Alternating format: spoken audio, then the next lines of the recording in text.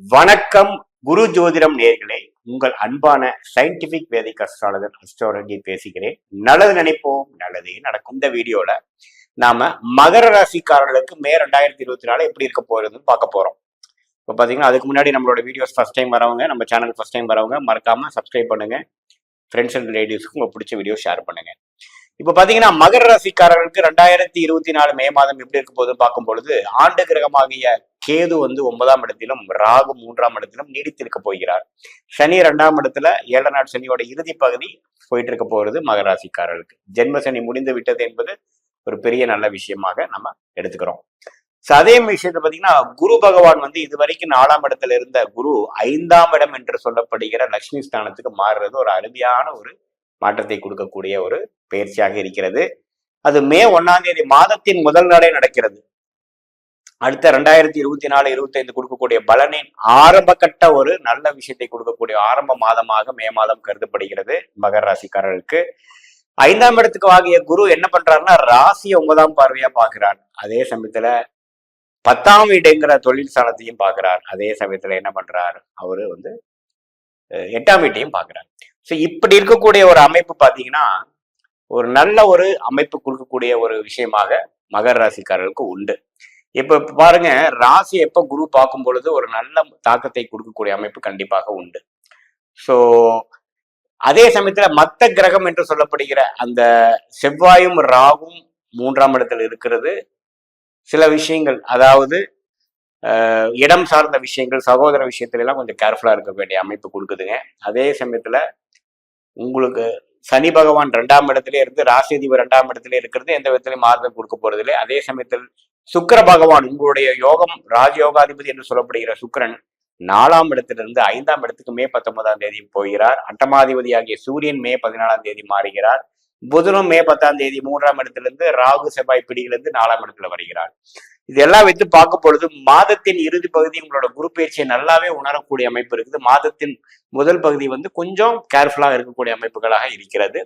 அந்த குரு பயிற்சியின் தாக்கங்கள், நல்ல தாக்கங்களை உணர்றதுக்கு சில நாட்கள் ஆகக்கூடிய அமைப்புகள் கண்டிப்பாக காட்டுகிறது. இந்த செவ்வாய் புதன் ராகு சேர்க்கை 3ஆம் இடத்துல இருக்கிறது, அது ஒரு விஷயமாக இருக்கிறது. ஸோ பொதுவா பார்க்கும் பொழுது இது வரைக்கும் கல்யாணம் ஆகல, இந்த ஜென்மசனியில சில பிரச்சனைகள் ஆச்சு, கல்யாணம் ஆகி சில பிரச்சனைகள் ஆச்சுங்கிறவங்களுக்கு 2ஆம் கல்யாணம் ஆகக்கூடிய அமைப்புக்கு பரிபூர்ணமாக அமைகிறது பெண்களுக்கும் ஆண்களுக்கும் மகர ராசிக்காரர்களுக்கு. அதே சமயத்துல இதுவரைக்கும் சில சுப காரியங்கள் தடைகளா இருக்கிறது. சில விஷயங்கள் இப்ப வீடு கட்டிட்டு இருக்கோம், வீடு கிரக பிரவேசமே பண்ண முடியல, முடிக்க முடியலைங்கிறவங்களுக்கு எல்லாம் ஒரு நல்ல ஒரு குதூகலமான ஒரு சீக்கிரமா முடிஞ்சிருச்சு, மனம் சந்தோஷம் அடைகிறது. சில 1 வருஷம் 2 வருஷமா 2020 முயற்சி செஞ்சுட்டு இருக்கேன், இன்னும் முடியலைங்கிறதெல்லாம் நல்லாவே பரிபூர்ணமா முடியக்கூடிய அமைப்புகள் உண்டு. அஷ்டமசனி தாக்கத்துல இருக்கிறவங்களுக்கு எல்லாமே ஒரு மன நிறைவை கொடுக்கக்கூடிய அமைப்பாக இது உண்டுங்க. அதாவது சொன்ன ஜென்மசனி தாக்கத்துல இருக்கிறவங்களுக்கு. ஸோ இப்போ என்னதான் 7 நாள் சனி முழுசா முடியலைனாலும் கண்டிப்பாக இந்த குரு பயிற்சி ஒரு நல்ல தாக்கத்தையும் நல்ல விஷயத்தையும் கொடுக்க போயிருது. 2024 மே மாதத்திலிருந்து 2025 ஏப்ரல் மாதம் வரைக்கும் நல்ல பலனை கொடுப்பதற்கு ஒரு ஆரம்ப கால மாதமாக இந்த மே மாதம் எடுத்துக்கொள்ளலாங்க.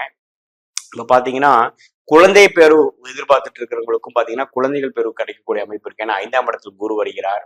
அதே சமயத்தில் சுக்கர் பகவான் 5ஆம் இடத்துல போய் அந்த விஷயத்தையும் 5ஆம் வீட்டு அதிபதி 5ஆம் வீட்டுல ஆட்சி வர்றதெல்லாம் பாத்தீங்கன்னா இது மாதிரி நம்ம நாளா ட்ரீட்மெண்ட் எடுத்து ஒரு விஷயம் நடக்கலைங்கிறதுக்கெல்லாம் ஒரு பிளசன்ட் சர்ப்ரைஸா வரக்கூடிய அமைப்புகள் கண்டிப்பாக மகர ராசிக்காரர்களுக்கு உண்டு. இது ஒரு பொற்காலம்னே சொல்லலாம். மகர ராசிக்காரர்களுக்கு ஒரு நீடித்த ஒரு பொற்காலம், அடுத்த லெவல் ஆஃப் வாழ்க்கையில போறதுக்கு ஒரு ஆரம்ப கட்ட மாதமாக இருக்கிறது. மாணவ செல்வங்களுக்கு பாத்தீங்கன்னா மே மாதம் இறுதி பகுதியிலிருந்து நல்ல ரிசல்ட்ஸ், அவங்க எதிர்பார்க்குற ரிசல்ட்ஸ் பெறக்கூடியதாகவும் நல்லா பெர்ஃபார்ம் பண்ணக்கூடியதாகவும் அவங்களுக்கு பிடிச்ச கோர்ஸ் ஜாயின் பண்றது மாதிரியும் நல்ல ஒரு மாற்றத்தை கொடுக்கக்கூடியது. புதன் பாத்தீங்கன்னா செவ்வாய் ராகுவோட பிடியிலிருந்து மே 10ஆம் தேதி விலகிறது ஒரு நல்ல மாற்றத்தையும் கான்பிடன்ஸும் கிளாரிட்டியும் மெமரி பவரும் கொடுக்கக்கூடிய அமைப்புமா இருக்குதுங்க. மே 10 வரைக்கும் கொஞ்சம் சுமாரான பலன்கள் தான் உண்டு.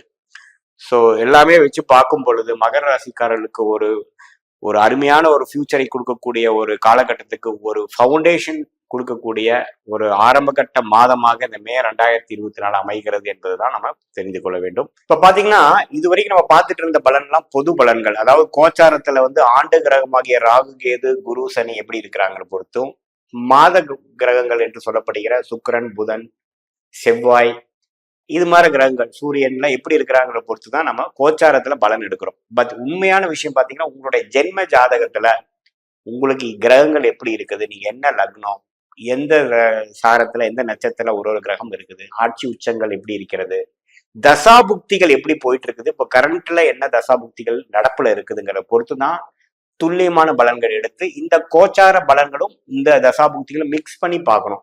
ஒரு 80% பாத்தீங்கன்னா உங்களுடைய தசாபுக்திகள் பலன் கொடுத்து அதுக்கு சப்போர்ட்டிங் ஃபேக்டரா இந்த கோச்சார பலன்கள் நம்ம எடுத்துக்கணும். அதுதான் கரெக்டான துல்லியமான பலன் எடுக்கக்கூடிய ஒரு அணுகுமுறை.